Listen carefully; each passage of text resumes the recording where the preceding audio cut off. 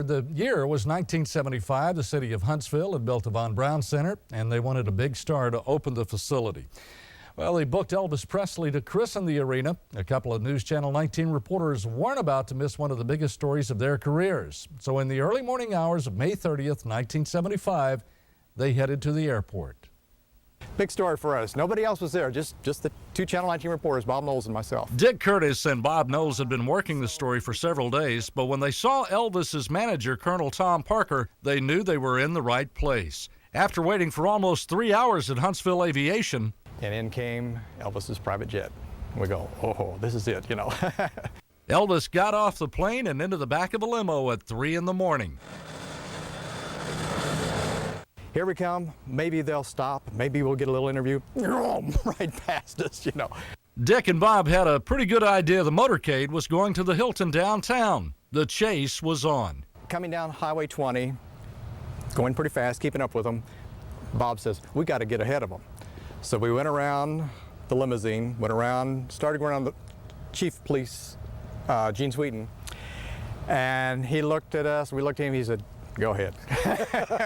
So we went on ahead.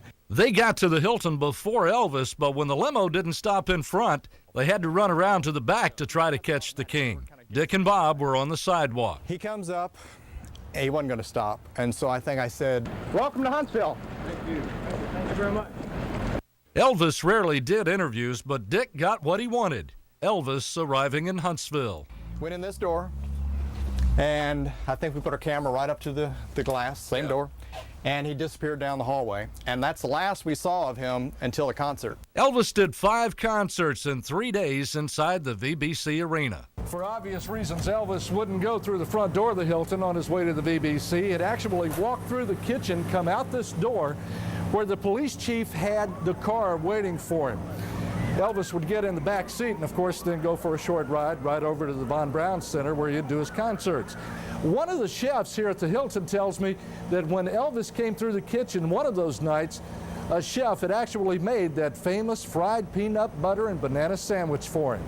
But nothing was sweeter to some Elvis groupies than when they were able to get into room 328 at the Hilton after the king had left the building. They came in, they got the sheets off his bed, they went in the bathroom, they stripped the room basically, you know, so they got some souvenirs. Dick caught up with Elvis one last time when he was getting on his plane to leave town. And he saw our cameras, and he got up, walked up to the top right before he went in, turned to us and said, thanks for the news.